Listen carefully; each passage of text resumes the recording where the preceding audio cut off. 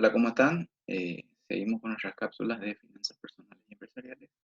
En este caso vamos a hablar de los métodos más utilizados para el cálculo de precios de acciones. ¿Sí? En general, los precios de las acciones pueden seguir metodologías a veces bastante más complejas, ¿sí? Incluyendo procesos estocásticos, ¿sí? Em, el lemaillo y otras metodologías más avanzadas. Pero nosotros acá vamos a presentar tres eh, metodologías más utilizadas, más sencillas para el cálculo de los precios de las acciones. Vamos directamente entonces a nuestra hoja de cálculo y vamos a hablar de cómo calcular una acción de crecimiento cero, ¿sí? Una acción de crecimiento cero es aquella que nos da en cada periodo, usualmente un año, nos va a dar un dividendo constante, ¿sí? Las acciones preferentes, ¿verdad? Es una forma usualmente que tiene, se entrega como una acción de crecimiento cero, ¿sí? La acción preferente entonces generalmente no me da voz ni voto en la asamblea de accionistas, pero sí me da un dividendo constante que se me entrega cada año. En este caso vamos a suponer, por ejemplo, que se trata de 10 euros o 10 bitcoins o lo que la unidad que se quiera tener, 10 yuanes, 10 dólares.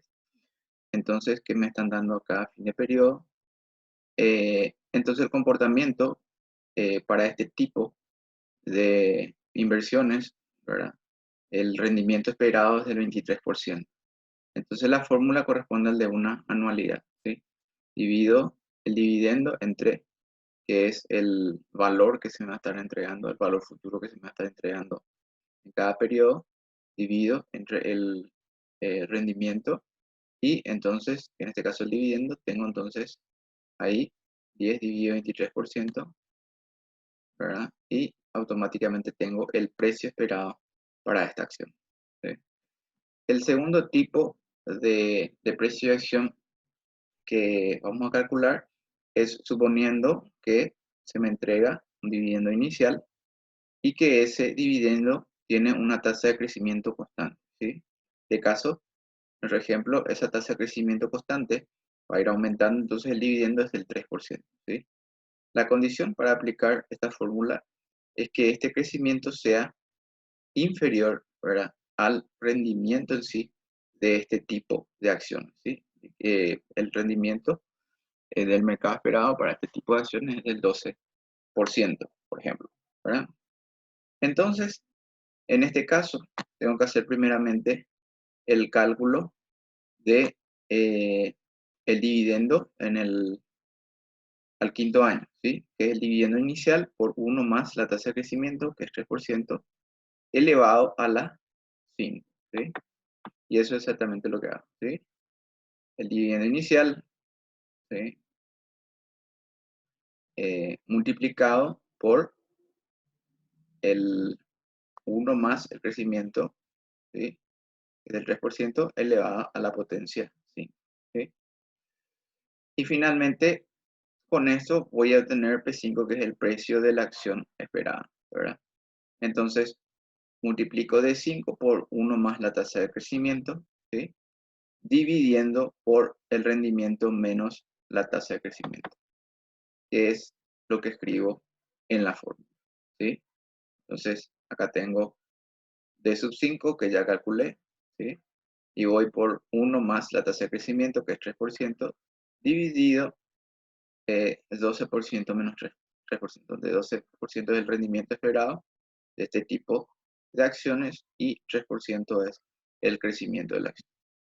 De acá es que sale la condición de que la tasa de crecimiento no tiene que ser superior al rendimiento, ¿sí?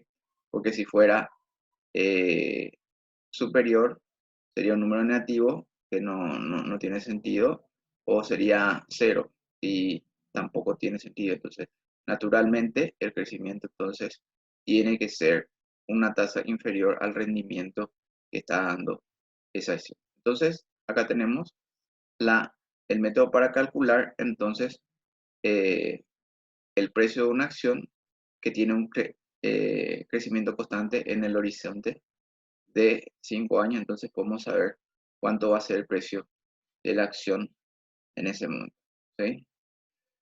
Traído al periodo actual, entonces, el precio de esta acción, ¿sí?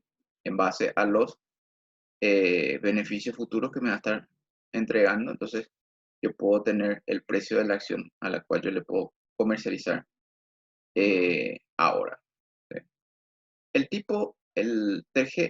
Este tercer ejemplo es una acción con crecimiento variable.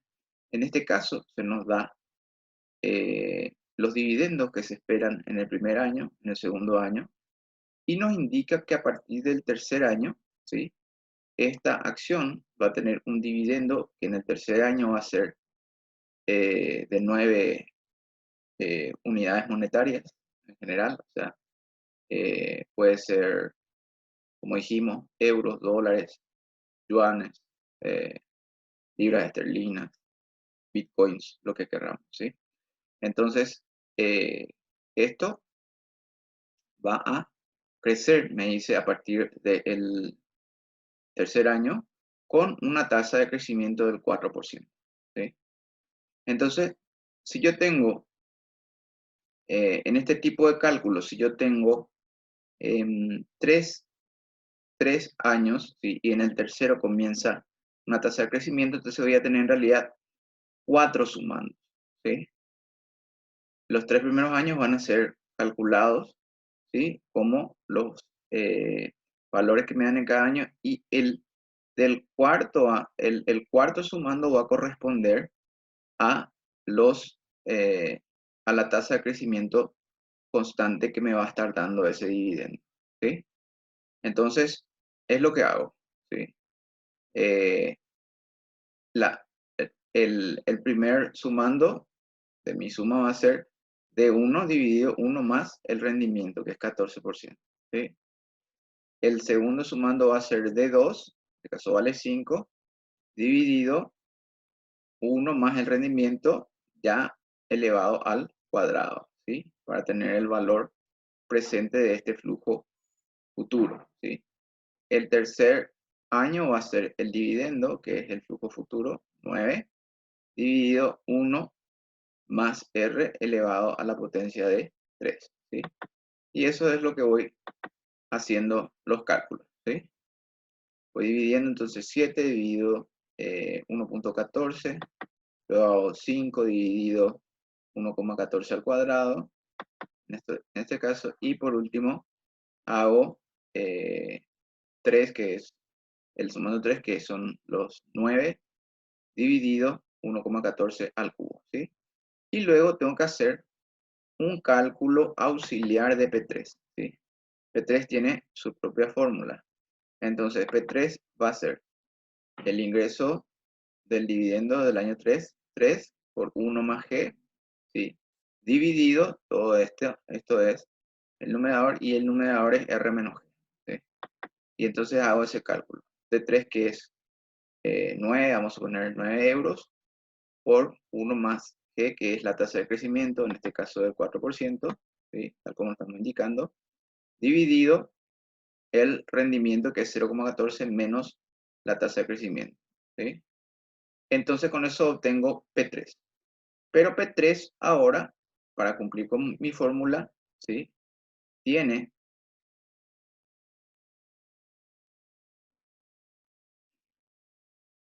que estar utilizándose por multiplicándose ahora P3 dividido el rendimiento, ¿sí?, por la potencia de 3. Indicamos entonces que es el rendimiento. Entonces yo calculé P3 y ahora naturalmente tengo que poner ese rendimiento dividido 1 más rendimiento por la potencia de 3, que es lo que escribo acá, ¿sí? Yo calculé el valor de P3 y le doy dividido 1 más el rendimiento, que es 1,14, potencia de 3 dividido eso, ¿sí? Entonces ahora ya tengo los 4 sumandos y procedo a realizar la suma aquí, ¿sí? Entonces le digo que me calcule desde I8 hasta I11, ¿sí? Donde tengo todos los elementos, los 4 sumandos. Con eso entonces calculé mi acción que tiene un crecimiento variable. Fíjense que era variable en el sentido de que el primer año me estaba prometiendo 7 euros, el segundo bajó ese rendimiento, el tercero sube nuevamente el dividendo que me entrega y a partir de ahí me dice que se va a comportar como un valor de crecimiento constante del 4% va a tener. ¿Okay? Entonces esta es la forma de calcular el, el valor de la acción, ¿sí? Que en este caso resulta en 79,23 euros, por ejemplo, si la unidad monetaria eran euros, ¿sí? Entonces la unidad monetaria ahí ya no interesa, lo que importa es la metodología para calcular el precio de esa acción en base a los flujos de dinero futuro que me va a ir produciendo. Hasta aquí entonces nuestra cápsula del día de hoy.